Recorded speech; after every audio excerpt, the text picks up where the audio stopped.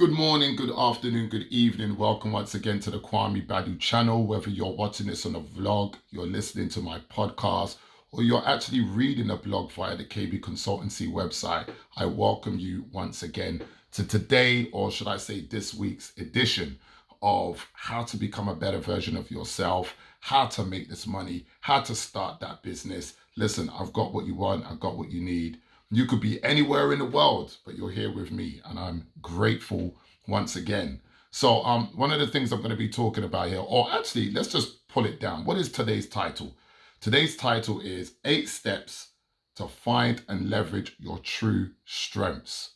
Boom. Okay? 8 steps. So I'm going to be providing 8 steps for you. The final step is actually entitled What to Do Next. So I'm going to be giving you a list of things to think about, to harness, to use, and eventually utilize to help you launch that side business, start that business, or maybe even for those who are already running a business, some food for thought about, are you leveraging your strengths? Are you actually utilizing your time effectively? Now, the key thing that I want you guys to understand is we all have strengths and weaknesses, okay? Many of us actually believe that we have an element of strength and no weaknesses. This is a lie. This is wrong. Yeah, we all have strengths, but we also have weaknesses. And I think the key thing that I've found, especially with people who are successful, so I'm not just looking at myself, I do a lot of research with other people. I have my own mentor. I listen to people discuss, and especially from those who are above my level. Okay. And one thing that I find with them is they do not play when it comes to their time. Time is more important than money. It is the most important commodity you can have. You can't get it back. You can lose money and get money back. Yeah, you can lose everything, but you can't get it back. But time, my good friend, dear listener, does not return. This moment right here, it's gone, and it's gone for good. So you need to be able to maximize and utilize your time in the most effective way. Now, don't get me wrong. I'm an advocate for learning new things, building and growing. But let me ask you this question. Do you think it's more important to utilize your time, okay, focusing on your strengths, focusing on what you're great at, especially in terms of your business, or should you be utilizing that time in learning new skills? Now, for me, the answer is simple. The answer for me is I want to utilize my time in what I'm good at, what I'm great at, okay? Yes, you do need to learn new things at times, and it's very important to apply time towards that. But whatever it is that you're going to apply that time to, that new thing, it should be something that it's going to mean something. Like, I'm going to use this for years to come. All right. And the example for me was learning social media. Okay. So me, I'm about sales. At KB Consultancy, I do sales. At the recruitment company I had before, sales. Okay. Selling a product or the service or both, winning in new customers, getting the money from the customer's pocket into our pocket or my pocket. That's my focus. That's what I'm good at. That's what I focus on. But having said that, the business world has diversed, has changed.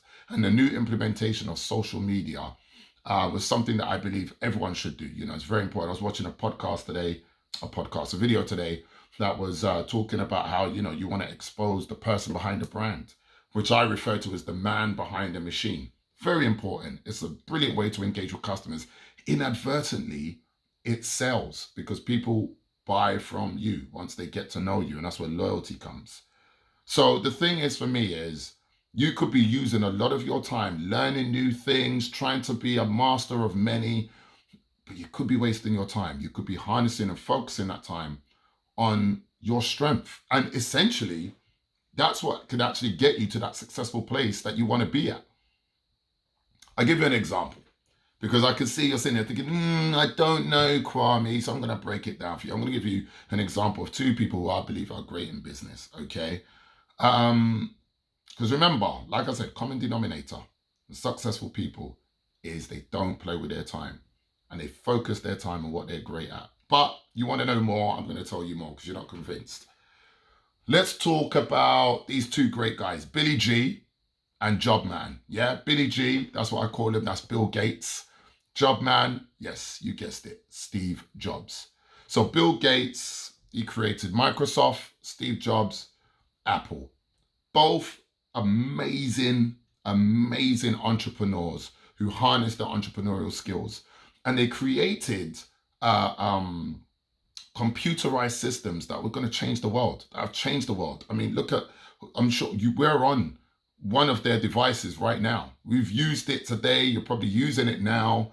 You know, they changed the world. And they created these systems, these platforms, these computerized machines at the same time, these programs at the same time, using completely different techniques. They used entrepreneurial strengths that were specific to them. Okay. Steve Jobs, this was a man who studied calligraphy. And for me, his entrepreneurial strength that he used, he leveraged, was his ability to empower and his mind to create unmatched design. Yeah. I mean, I prefer Apple products. I'm not going to lie to you. That's my preference. I just love the way they look. I love the way they work. Yeah. It's just my thing. And the design that comes from Apple, that came from Steve Jobs, second to none. It's just unmatched. That was his skill, and he empowered people and put people in place to get these programs and systems working.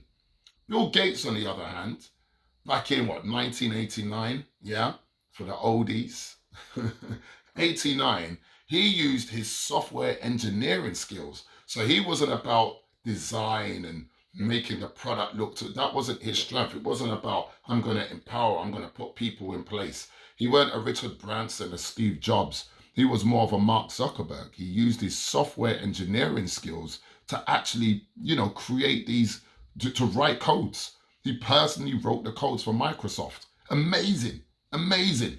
Yeah. And I'll be honest with you, I used Microsoft a lot longer than I've used Apple products. I'm more of an Apple user right now. But I digress. The main thing that I want you to understand is these are two masters in a game, in the same sector, creating competitive products that they're selling to the same market, but yet used completely different entrepreneurial strengths to achieve that goal. Do you understand? Yeah. Steve Jobs didn't say, right, I need to learn how to do coding and spent a lot of time trying to learn coding. Bill Gates wasn't like, right, you know what, let me learn how to create nice design. No, they used their, what I believe more so are their natural soft skills or hard skills to create a successful brand business that has changed the world. Yeah. So the question is, dear listener, dear viewer, what is your entrepreneurial strength? What is yours? Figure it out. That's the key. The key isn't wasting time trying to figure it out. The key is to figure it out as soon as possible. Figure out what is it and get going and use it to the best of your ability to get where you want to be. Now, if you haven't discovered it already, I've got it here for you. I've got some steps that you can go through to really think about, to sort of harness what your entrepreneurial strengths are. But before we get into discovering what it is, utilizing it, I think it's important that we understand the difference between soft skills and hard skills, because in my opinion, these are the two areas that actually make up your entrepreneurial strengths. Yeah, it's important that you understand these. Now, to break it down, soft skills, they're my favorite. Soft skills are your personal attributes that enable you to interact effectively and harmoniously with other people. It's what makes you a G, makes you that amazing person to work with that can get results. Yeah. It's your personal attributes. It's not really something that's taught or learned. It's just natural for you. Hard skills, they're more specific, they're measurable, but they're also teaching abilities, things that can be defined and measured. So, your ability to count, sell, write, pitch, write code, create websites, build a car, cut grass. These are things that you learn. It's not like a personal attribute. Okay, so that's the difference between the two. And I think the key thing is understanding the two. And as I go through the 8 steps, we'll delve into it a little bit more. Okay, so without further ado, let's go into the first part of the 8 steps. Determine your soft skills. Okay, so remember what I say, your soft skills are your personal attributes. What are your soft skills? What are you naturally good at? What's the personal attribute about you that's great? Yeah. For me, my soft skills is patience. Yeah. I have the ability to wait to get what I want, to harness, to work on it until the time is right and execute. I am a very optimistic person. Some people are naturally pessimistic. Me, I'm optimistic. It's going to work. We've got this. Listen, I believe in it. I believe this is going to happen. Trust me, we got it. Yeah? In the office at KB Consultancy, they call me Mr. Yes. I'm like, yeah, cool, yeah. Oh, we've got this company here. They want to start this business. You know, they need investment. Do you think we can get them? Yes. Okay? That's one of my soft skills. Another one is also my resilience. Yeah, one of my soft skills is definitely my ability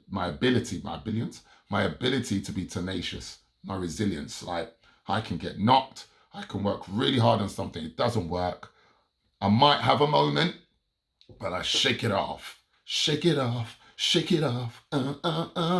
Can't sing, that's not one of my soft skills.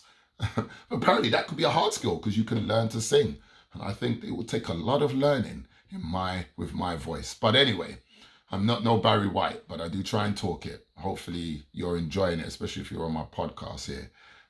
You're enjoying my voice. I can go even deeper if I want to. But anyway, so determine your soft skills. Very important. Second thing I would say is to break down your biggest win. Win. Yeah? What is your biggest win? What have you done in your career or in your business? What's the biggest win for you? I'll tell you one of mine. My biggest win, I'd say between Christmas of 2019 and the new year, and I'd say February of 2020, this year. So it's a 3-month window. I came up with a concept that, you know what? We don't have an online facility. We have a lot of customers that are buying our sales packages, our marketing packages.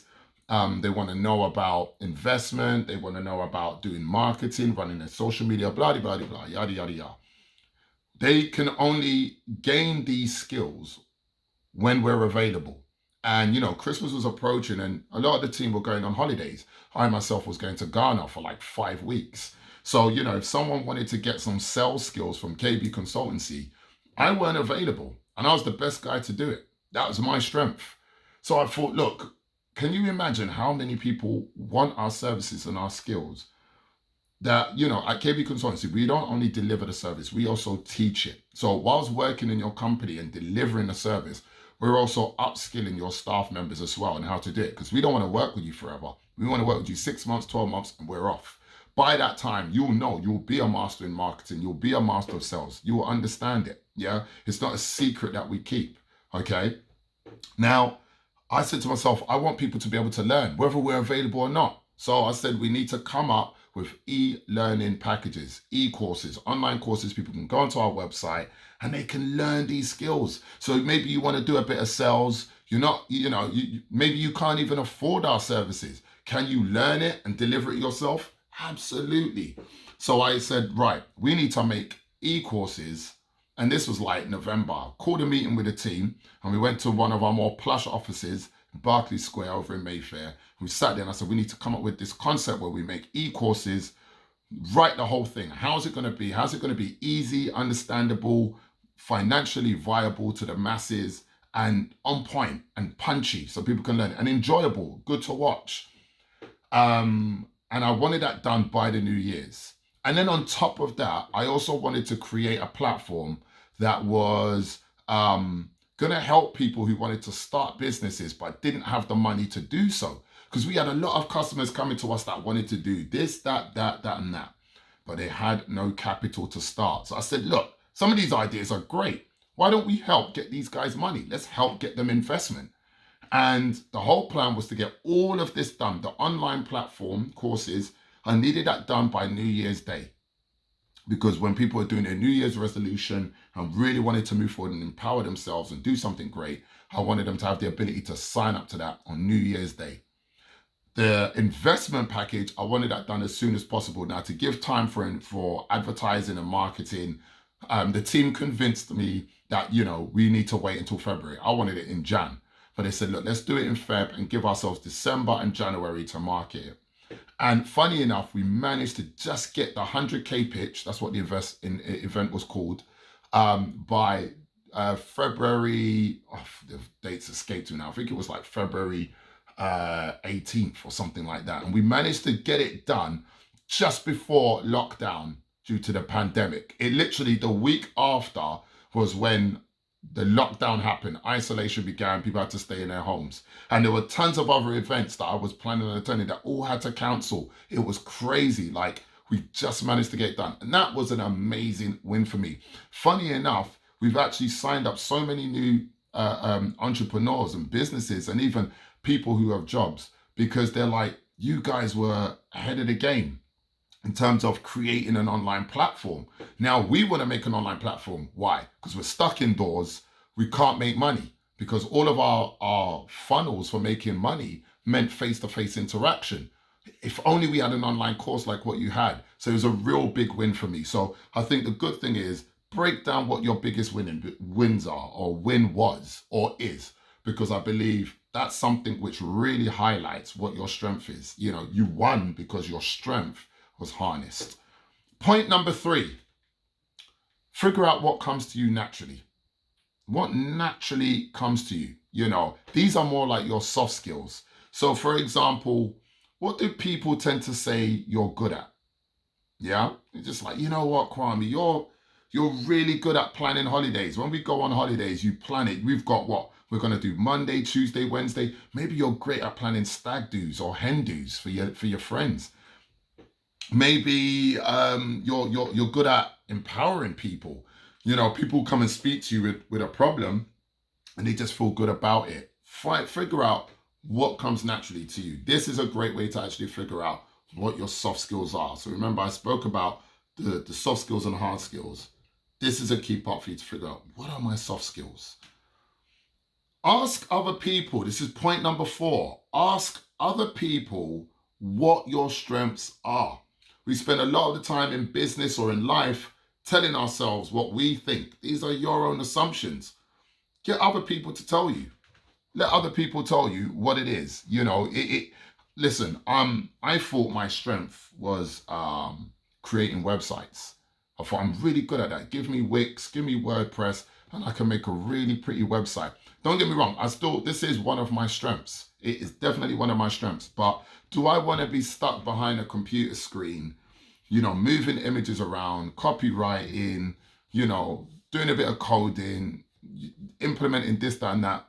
I'm good at it, it's a strength. But no, what I actually figured out is my strength is more aligned with sharing my business experience with people, telling people, what I'm good at, the experiences I've done in business, how I created business, where I've failed, where I've succeeded.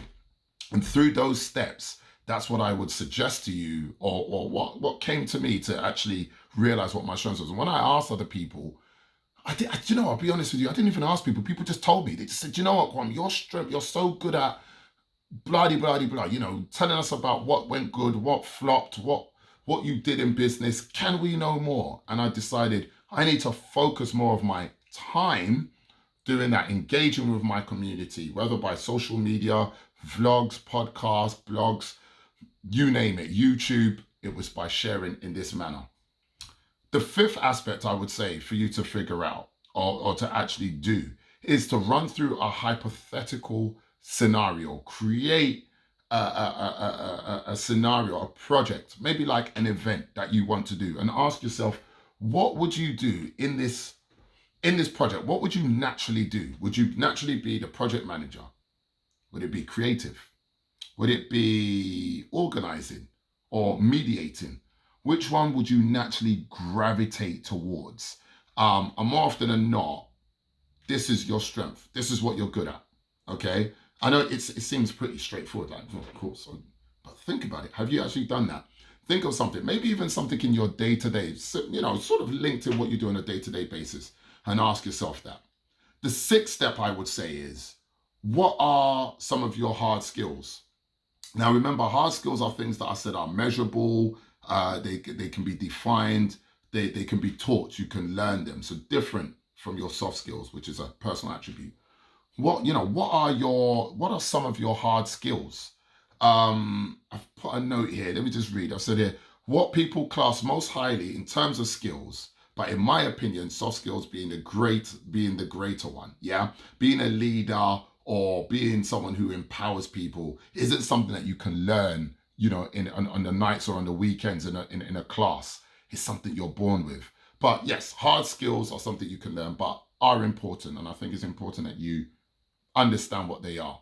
So it could be sales. Maybe you have the ability of convincing people to sell. Like myself, that's what I do. It could be marketing, understanding the process of SEOs, pay-per-clicks, engagement, conversions. It could be writing. Maybe your grammar, your literature is amazing. You have a way of conveying a message or making something which is very complex sound very easy. Maybe it's bid writing. In the year of 2020, many of us have had to apply for funding or figure out ways to actually secure money from the government from our business. And maybe you're great at doing that. What are some of your hard skills? Very important area that I think that you need to know. Okay. Point number 7. Now, this is a great one here. I love this. Point number 7. What do you love to do? In your own time, in your spare time, what do you naturally like to do? I'll tell you what, let's even take a step further. When you're in the office at work or on the construction site or wherever you are, in the bar, when you're working with your colleagues, what do you naturally do in your spare time, in between work? Do you like talk to your fellow co-workers about their personal lives and give them advice? Are you good at telling them how to maybe help teach their kids a certain area in maths? Are you someone who likes to talk to people about their relationships and issues that they can work around that? What do you naturally do? Are you great at mediating between friends? What do you actually have? Is it exercise? Do you love to just work out? Because the key thing I would say to you is applying this skill or understanding this skill is very important. It's key in probably figuring out where your entrepreneurial strength lies. And whatever you're doing in business, whether you're creating a side business or an actual profitable company, probably be an idea applying this aspect to it. Because as I've always said, in all my podcasts, videos, vlogs, you name it, you need to love what you do because passion is what makes things great. And if there's no passion in it, the customers, the viewers, the listeners, the people who are meant to buy, they will see there's no passion. Think of some of the products that you've got around your house, the car you're driving now, the clothes you're wearing. All of those things have been designed by someone who had passion. Everything was in the detail, man. Like, nah, I've got to make this right. So what do you love to do? That's point number 7. Now, the last and final step. 8. What do you do next? Decide what comes next. What do I do now? Now that I've determined what my soft skills are, I've broken down my biggest wins, I've figured out what comes naturally to me, I've done a census and asked others what they believe my strengths are. I've run through a hypothetical scenario and figured out what I will naturally do. I've figured out what are some of my hard skills and I know what it is that I do. Like, what do I love to do? The 8th thing is, what do you do next? Okay, so I've got some points I've written down here. I'm going to read it out to you. It says, personally, I found that starting a side business can often be one of the most rewarding experiences you will ever have. Mine was creating this website, KB Consultancy, a business that helps other businesses grow. And it's been an instrument which I've got to use to create connections with thousands of people. Yeah. KB Consultancy on Instagram has over 20,000 followers. I love it. I've created amazing connections with people. We empower people every day. People are learning and growing and becoming better versions of themselves. I love doing these vlogs on podcasts and sharing my experiences and I suppose teaching, if you like, and also learning while I'm doing it. However small, however big, it's great. The next step towards finding a way to launch a meaningful self-employed career is to combine your soft and hard skills to come up with a profitable business idea that will engage your strengths and areas of interest. So all of the soft skills and hard skills you figured out, all of the steps that you've run through, those 7 steps there, now you can start really thinking about how can I apply this into making a profitable business, a profitable company. If you're passionate about cooking, naturally step into a role of mentoring others. Yeah. If you have a knack for writing and speaking, I'll be willing to bet that you stand a chance of success in creating a food blog or offering one-to-one cooking classes. Yeah. If speaking is good, if your speaking is good, if your engagement communication is good, and you can also cook good, you could apply the two. That's a soft and hard skill and deliver it. And I guarantee that you will do well. And the key thing here is remembering that you want to apply your time to your entrepreneurial strengths. Thank you for listening. Yes, another week, another lesson. Become a better version of yourself. Stay tuned, subscribe, share, hit the notification bell so you can stay notified. Tune in. Podcasts are available on iTunes, Spotify, you name it. Spreaker. It's everywhere. It's all over the place. Okay. Thank you so much for listening. I do this for you. And I hope you stay tuned and I'll see you again, or you'll hear from me again next week. Have a good day. Good night.